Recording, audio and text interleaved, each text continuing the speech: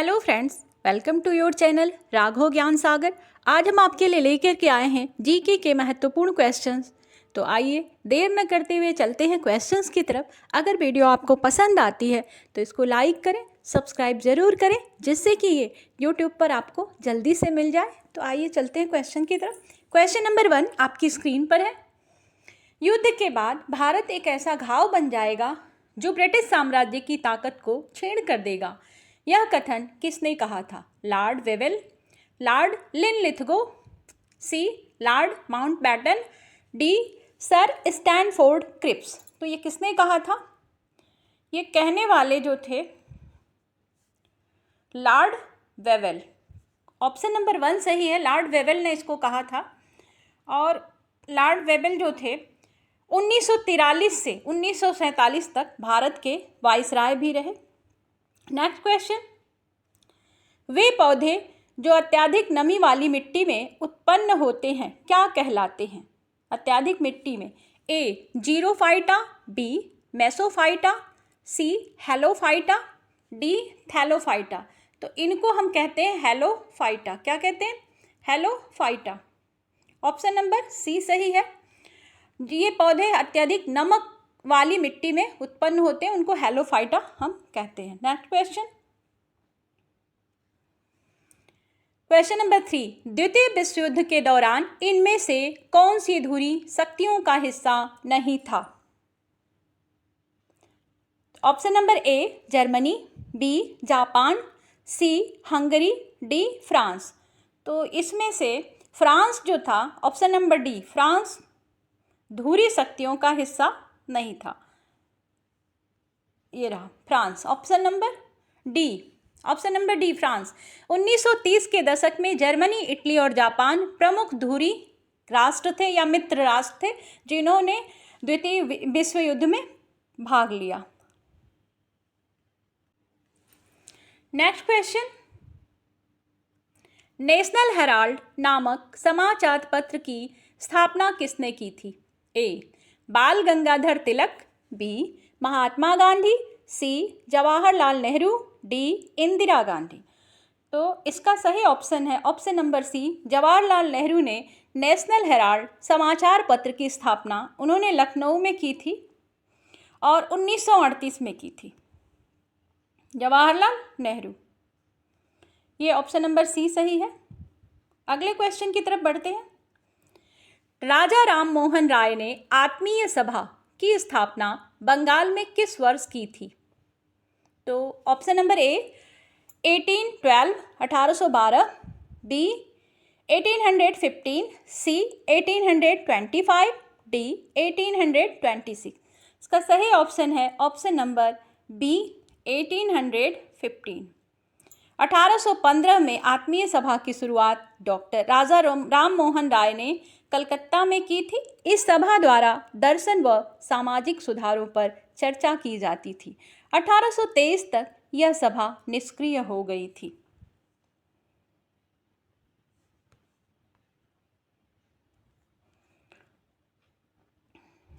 निम्नलिखित में से कौन सी फसल भारत में पश्चिमी गड़बड़ी से सकारात्मक रूप से प्रभावित होती है? मतलब पश्चिमी विक्षोभों से प्रभावित होती है। तो ये कौन सी फसल है? रबी की फसल, बी है खरीफ फसल, सी जायद फसल, डी इनमें से कोई नहीं। तो ये कौन सी क्रॉप है जो ज़्यादा प्रभावित होती है? रबी की फसल पश्चिमी विक्षोभों का सकारात्मक असर पड़ता है। ऑप्शन नंबर ए, रबी की फसल पर पश्चिमी विक्षोभों का सकारात्मक प्रभाव पड़ता है, मतलब ज़्यादा अच्छा प्रभाव रबी की फसल पर पड़ता है। इस समय वर्षा हो जाती है और जाड़ी के मौसम में जिसका प्रभाव रबी की फसल पर बहुत अच्छा होता है। नेक्स्ट क्वेश्चन, 1916 में कांग्रेस के लखनऊ अधिवेशन की अध्यक्षता किसने की थी? ए रास Bihari Bose, B Ambika Charan Majumdar, C Bhupendra Nath Bose, D उपरोक्त में से कोई नहीं। इसका सही आंसर है option number B. Option number B. ये जो अंबिका चरण मजूमदार है, कांग्रेस के 1916 के लखनऊ अधिवेशन की इन्होंने अध्यक्षता की। अंबिका चरण मजूमदार। इस अधिवेशन में कांग्रेस को धड़ो गर्म दल और नर्म दल को एक मंच पर लाया गया। दो धड़ थे, गर्म दल और नर्म दल, दोनों को एक ही मंच पर लाया गया। इसके साथ साथ कांग्रेस और मुस्लिम लीग के बीच एक ऐतिहासिक लखनऊ समझौता भी हुआ था।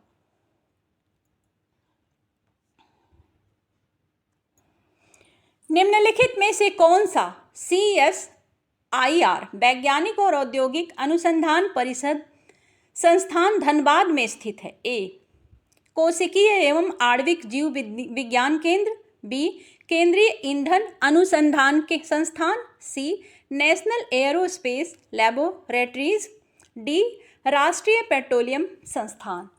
तो इसमें से ऑप्शन नंबर बी जो है, केंद्रीय ईंधन अनुसंधान संस्थान जो है ये धनबाद में स्थित है, झारखंड का एक शहर है।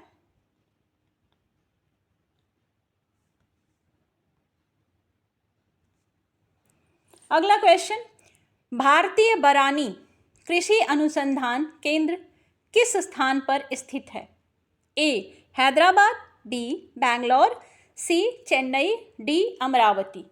तो ये कृषि अनुसंधान जो है हैदराबाद में स्थित है। ऑप्शन नंबर ए सही है, ऑप्शन नंबर ए। इसकी स्थापना 1985 में की गई थी और इसका उद्देश्य कम वर्षा वाले क्षेत्रों में कृषि के संबंध में अनुसंधान करना है।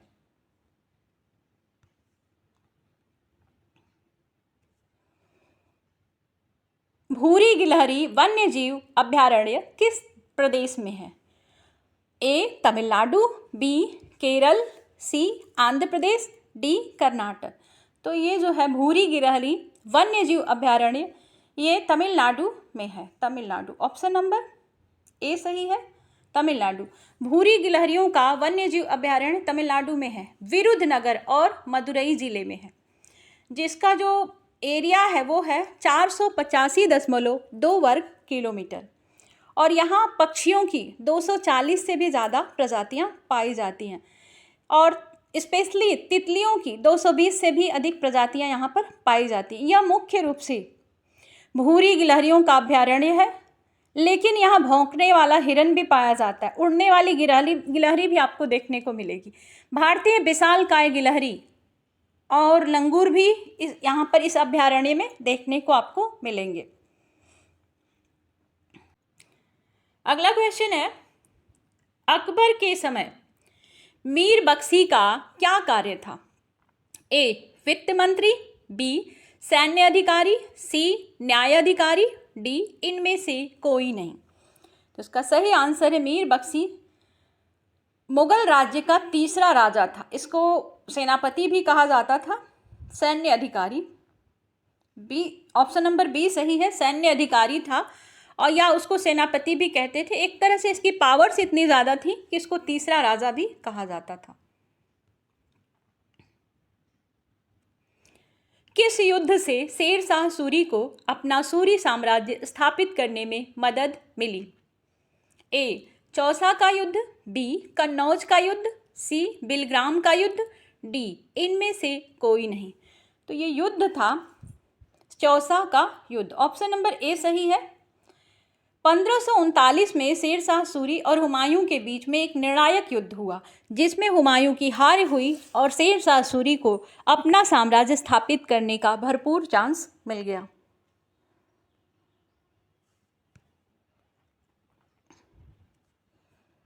(725 ईस्वी में अरब आक्रमणकारियों द्वारा नष्ट हो जाने के बाद दोबारा सोमनाथ मंदिर को किसने बनाया?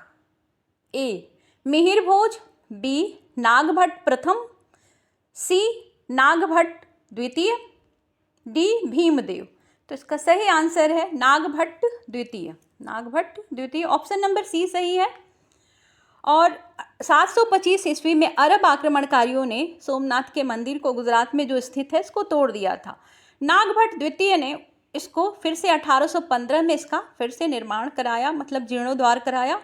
इसे 1024 में महमूद गजनवी ने दोबारा तोड़ दिया, 1024 ईस्वी।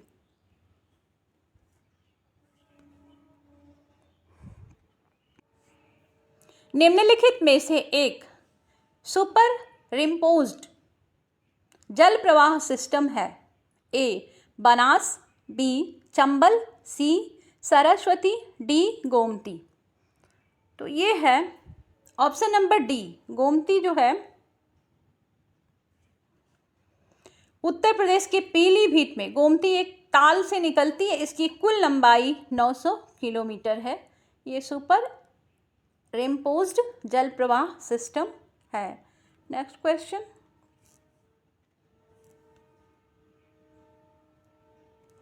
भारत में किस अधोसंरचना विकास प्रोजेक्ट में सर्वाधिक पब्लिक प्राइवेट पार्टनरशिप शामिल है?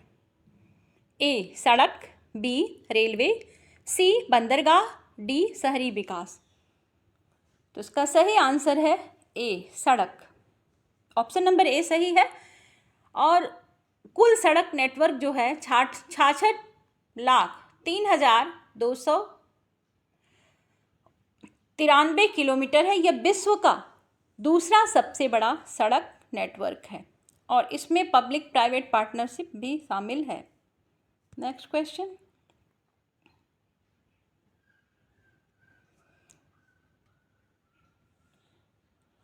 भारतीय बरानी कृषि अनुसंधान केंद्र किस स्थान पर स्थित है? तो इसका सही ऑप्शन है ऑप्शन नंबर ए हैदराबाद। हैदराबाद जो है ये कृषि अनुसंधान, इसको 85 में स्थापित किया गया था। ये किस क्वेश्चन रिपीट हो गया है। नेक्स्ट क्वेश्चन की तरफ आते हैं।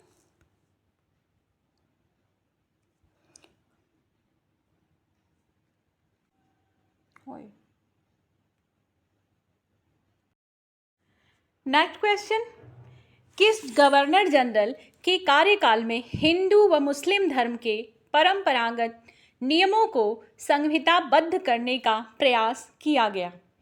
ए Lord Cornwallis, B Warren Hastings, C William Bentinck, D Charles Metcalfe. तो ये गवर्नर जनरल थे Warren Hastings. Option number B सही है। और ये बंगाल के पहले गवर्नर जनरल भी थे जिनके 1774 में 1774 में बंगाल के पहले गवर्नर जनरल थे और इनके समय में ही हिंदू और मुस्लिम धर्म के परंपरागत नियमों को संहिताबद्ध या नियम कानूनों को लिखने का प्रयास किया गया, जिससे कि इनको जो जुडिशियरी सिस्टम था हमारे यहाँ या न्याय व्यवस्था अंग्रेजों को चलाना सुगम हो सके, इसलिए इसको लिखा गया था।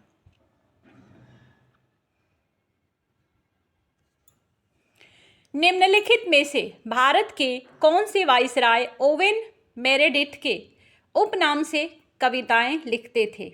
ए Lord Northbrook, B Lord Lytton, C Lord Ripon, D Lord Dufferin. तो ये जो वाइसराय थे उनका नाम था Lord Lytton. Option number B सही है। ये 1876 1876 से 80 के बीच में से 80 के बीच में भारत के वाइसराय थे। उनके कार्यकाल में ही ये जो लॉर्ड लिट्टन थे, इनके समय में ही भारत का कि साम्राज्य घोषित किया गया महारानी विक्टोरिया को। और इन्होंने पुस्तक जो लिखी उसमें से एक का नाम है, पुस्तक का लॉर्ड लिट्टन की पुस्तक का नाम देख लीजिए आप। एक का नाम है फेबल्स इन सॉन्ग।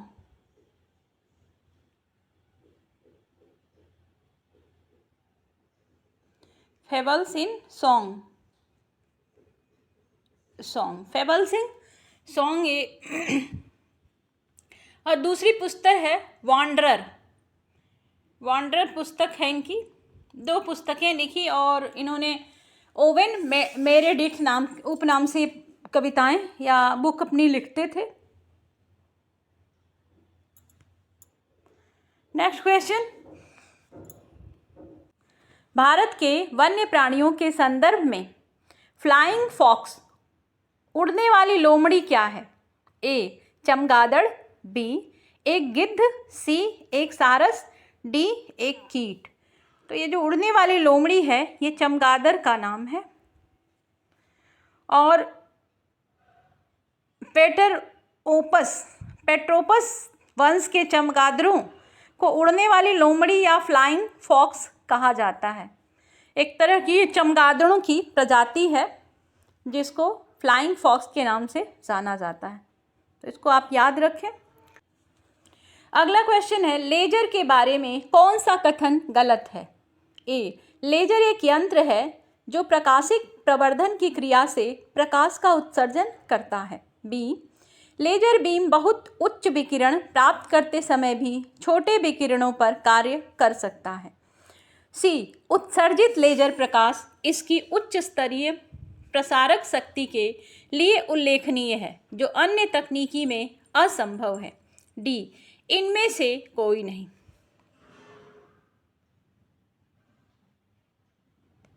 तो इसका सही ऑप्शन है ऑप्शन नंबर सी। उत्सर्जित लेजर प्रकाश इसकी उच्च स्तरीय प्रसारक शक्ति के लिए उल्लेखनीय है जो अन्य तकनीकी में असंभव है। नेक्स्ट क्वेश्चन, कमाल अतातुर्क किस देश के आधुनिक निर्माता व संस्थापक हैं? Kemal Ataturk. ए, तुर्की, बी, जॉर्जिया, सी, सीरिया, डी, कुवैत। तो ये जो नाम है कमाल अतातुर्क, तुर्की के आधुनिक निर्माता या संस्थापक कहे जाते हैं। इनका जन्म जो है 19 मई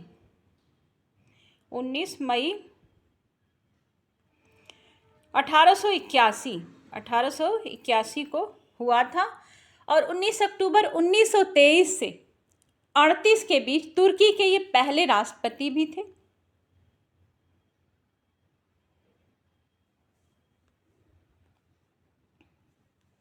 निम्नलिखित में से कम्युनल अवार्ड किसने प्रदान किया था? A, Ramsay MacDonald, B, S Baldwin, C, Lloyd George, D, Winston Churchill. तो ये जो कम्युनल अवार्ड है किसने प्रदान किया था? ऑप्शन नंबर ए सही है, रेमसे मैकडोनाल्ड। और कम्युनल अवार्ड की घोषणा को 1932 में प्रधानमंत्री रेमसे मैकडोनाल्ड ने किया था और ये अल्पसंख्यकों के लिए एक अलग तरह के इलेक्टोरेट, मतलब जहाँ से चुनाव केवल अल्पसंख्यक वर्ग ही लड़ सकता है, ऐसे इलेक्टोरेट की व्यवस्था अंग्रेज़ों ने की थी। तो ये ब्रिटिश प्रधानमंत्री थे जिन्होंने कम्युनल अवार्ड प्रदान किया था। टेनिस गेंद के समतल की अपेक्षा ऊंची चोटियों पर अधिक उछलने का क्या कारण है? ए, गुरुत्वाकर्षण, बी, कम गुरुत्वाकर्षण, बी, अधिक गुरुत्वाकर्षण, सी, कम घनत्वीय वायु और डी है कम वातावरणीय ताप।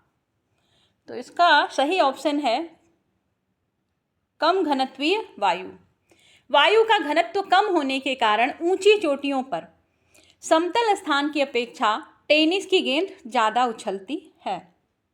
नेक्स्ट क्वेश्चन, कौन सा देश मेलानेशिया का भाग नहीं है? ए, वनातु, बी, सोलोमन द्वीप समूह, सी, फिजी, डी, किरीबाती। तो ये मेलानेशिया का कौन सा देश भाग नहीं है? ये कंट्री है ऑप्शन नंबर डी इसका सही है, किरीबाती। ये जो देश है ये मेलानेशिया का पार्ट नहीं है।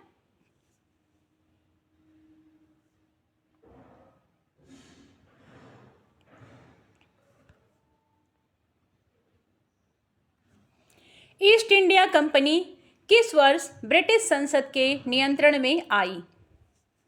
East India Company 1773, option number A सही है। 1773 में एक रेगुलेटिंग एक्ट आया जिसके द्वारा ईस्ट इंडिया कंपनी पर पूरी तरह से ब्रिटिश संसद का अधिकार स्थापित हो गया और इस अधिनियम के द्वारा कंपनी के जितने भी कार्य थे ईस्ट इंडिया कंपनी के, वो सारे कार्यों को मान्यता दे दी गई भारत के अंदर।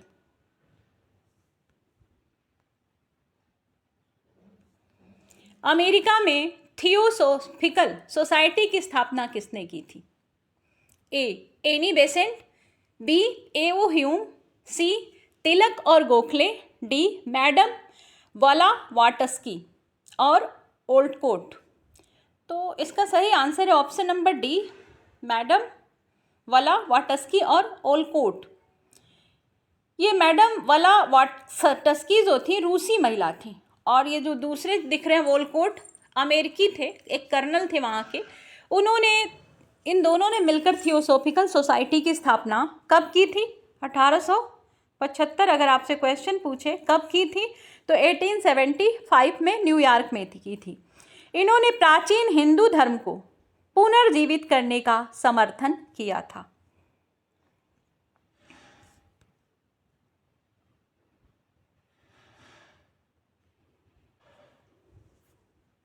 फ्रेंड्स, वीडियो अगर आपको पसंद आई हो तो इसको लाइक करें, सब्सक्राइब करें, ताकि इसी तरह की और भी वीडियोस मैं आपके लिए ले आ सकूं। कमेंट बॉक्स में ज़रूर बताएं आप और किस तरह की वीडियो चाहते हैं, किस टॉपिक पर चाहते हैं।